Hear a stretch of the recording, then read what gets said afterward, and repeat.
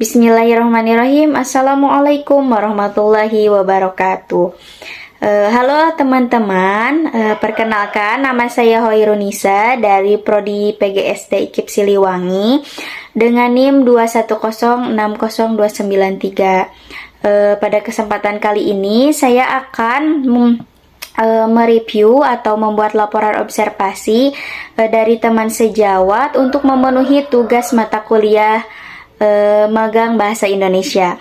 Nah, yang pertama-tama yaitu tujuan dari laporan observasi ini yaitu untuk mengetahui serta mengevaluasi berbagai aspek pembelajaran termasuk media pembelajaran, model pembelajaran, kemudian metode pembelajaran, teknik dan strategi pembelajaran, dan bahan ajar serta asesmen yang digunakan untuk meningkatkan kualitas pembelajaran di sekolah.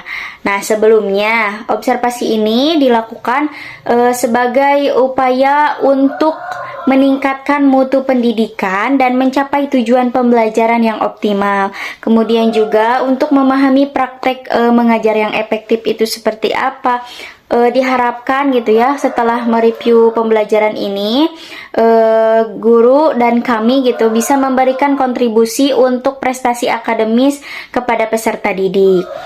Kemudian selain itu dari tujuan yang lainnya yaitu untuk mengidentifikasi keberhasilan dan tantangan dalam perencanaan dan pelaksanaan pembelajaran yang dilakukan oleh guru. Nah, kebetulan teman sejawat yang saya observasi ini yaitu bernama Ibu Mira Solihat, yaitu guru dari SDN Sukawening kelas 5. Nah, yang kedua mungkin tujuan pembelajarannya yaitu untuk mengidentifikasi keberhasilan dan kemudian selain itu ada juga tujuan dari observasi ini yaitu yang pertama untuk mengidentifikasi keberhasilan dan tantangan dalam perencanaan dan pelaksanaan pembelajaran yang dilaksanakan oleh Ibu Mira. Kemudian yang kedua untuk mengevaluasi keefektifan model, metode, kemudian bahan ajar, media pembelajaran, teknik dan strategi yang digunakan oleh Ibu Mira dalam penyampaian pembelajaran. Kemudian juga untuk menilai memberikan rekomendasi yang konstruktif untuk peningkatan kualitas pembelajaran di kelas 5. Nah, untuk pertama-tama itu ya, di awal pembelajaran itu sudah lengkap, sudah baik. Ibu Mira sudah bisa mengelola kelasnya dengan baik, dengan tertib. Siswanya dapat ikut aktif, ikut bertanya jawab dengan aktif, kemudian duduk dengan rapih, tidak mengobrol, kemudian tidak bermain-main, yaitu mendengarkan dengan fokus gitu ya, bersungguh-sungguh. Nah, itu sudah dikelola dengan baik. Kemudian juga tujuan pembelajarannya sudah disampaikan. Kemudian ada juga ice breaking untuk memberikan semangat gitu ya, semangat kepada para peserta didik. Kemudian juga mengabsen siswanya, kemudian berdoa gitu ya. Kemudian juga pada kegiatan pendahuluannya itu sudah ada metodenya, sudah ada modelnya dan tercantum di videonya gitu ya. Sintak pertama itu apa, sintak kedua apa, kemudian videonya bagaimana. Jadi sudah sesuai dengan modul yang dibuat gitu ya. Modul dan video itu sudah sesuai. Ketika orientasi itu videonya seperti apa, kemudian di modulnya seperti apa. Nah, itu sudah sesuai. Kemudian juga di sintak yang selanjutnya gitu. Kemudian ada juga pada sintak selanjutnya ada mengelompokkan peserta didik. Nah, itu sudah dikelompokkan dengan baik gitu ya. Siswanya tertib, tidak ada yang kesana kemari gitu ya.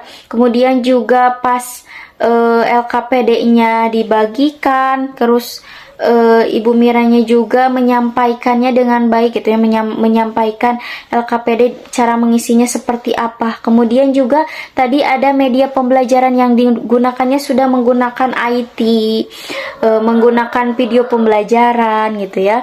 Nah itu tuh dapat menarik perhatian siswa gitu, agar pembelajarannya juga menyenangkan, tidak membosankan, hanya monoton saja. Tapi ketika media pembelajarannya seperti video itu, nanti kan siswa jadi lebih aktif gitu ya, lebih senang gitu, karena memang kan video itu ada gambar-gambar animasi, kemudian juga ada musiknya. Beda lagi ketika kita hanya memberikan ceramah saja gitu ya metodenya. Kemudian juga metode yang disampaikannya juga tadi sudah baik gitu ya, sudah bisa memberikan siswa menjadi aktif gitu. Kemudian untuk metode juga itu tadi untuk ceramah itu efektif untuk menyampaikan informasi yang dasar mendasar gitu. Kemudian juga ada diskusi kelompok. Nah, itu juga memberikan kesempatan kepada siswa untuk berpartisipasi aktif. Kemudian juga pengelolaan kelompok yang efektif gitu ya.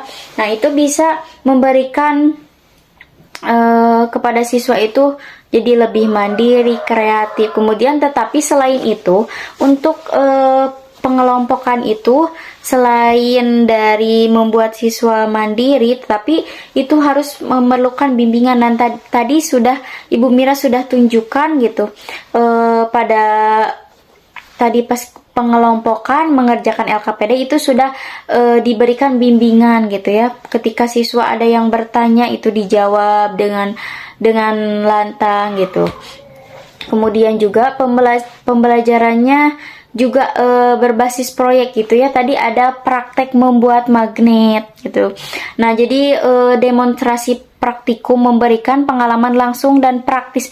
Jadi kalau siswa itu diberikan praktek itu biasanya bisa mengingatnya lebih lama dibandingkan dengan kita hanya menonton video saja. Jadi ketika siswa diberikan tontonan video, apabila tidak dengan benda nyata, tidak dengan benda konkret, itu biasanya gampang lupa. Tetapi ketika dengan prakteknya, jadi siswa itu ingat, oh ini seperti ini, oh iya itu seperti itu.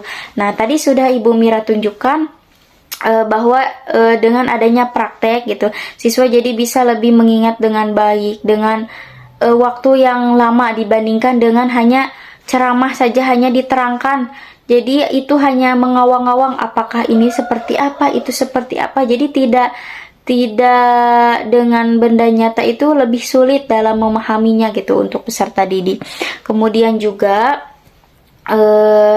pengelolaan kelasnya juga itu sudah baik karena partisipasi dari siswanya sangat aktif ya ketika siswanya bertanya gitu. Karena biasanya kalau siswa itu tidak diberikan kesempatan gitu ya untuk bertanya, itu malu tuh, kemudian tidak pede gitu. Tapi karena Ibu Mira memberikan kesempatannya dengan baik gitu ya, mengelola kelasnya dengan baik, jadi bisa menjadi fasilitator untuk siswanya. Jadi siswanya juga aktif gitu, mau dari bertanya, menjawab, kemudiannya juga bernyanyi, kemudian fokusnya juga itu sudah baik gitu, karena emang dikelolanya dengan baik. Kemudian juga difokuskan gitu ya, siswa itu difokuskan untuk berpikir kritis gitu, berpikir kreatif, mandiri, kemudian juga harus bergotong royong gitu ya dalam kelompok itu. Nah, selain dari mandiri itu, nah tadi jadi bisa berpikir kritis, berpikir kreatif, kemudian juga dapat bermusyawarah gitu.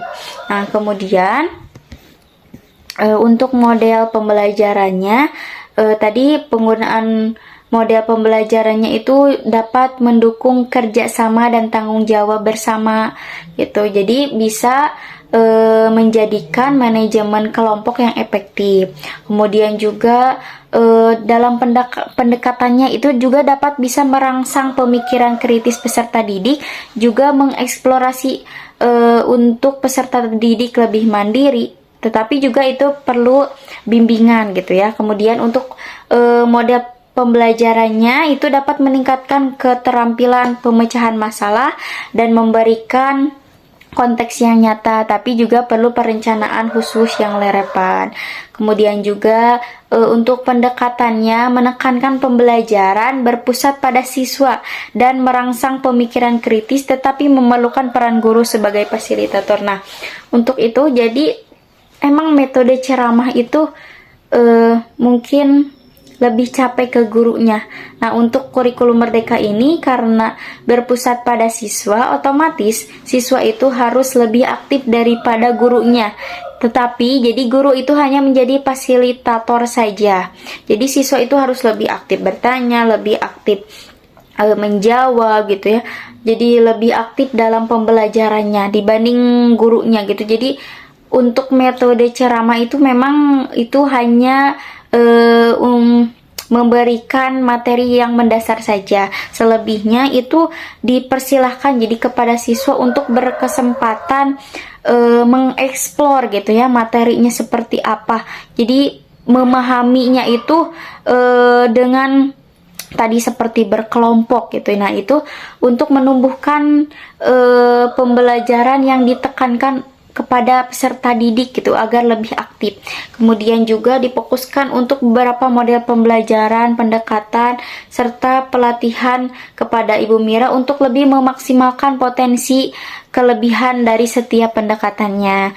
Kemudian untuk media pembelajarannya saya ulas kembali, ada buku gitu ya, menggunakan buku, kemudian juga ada tadi IT menonton video, kemudian juga ada materi audio visual dapat meningkatkan daya tangkap siswa. Jadi ya memang seperti itu ya. Jadi ketika melihat video kan ada suaranya. Jadi fokus siswa itu hanya pada satu saja gitu ya, hanya pada video gitu.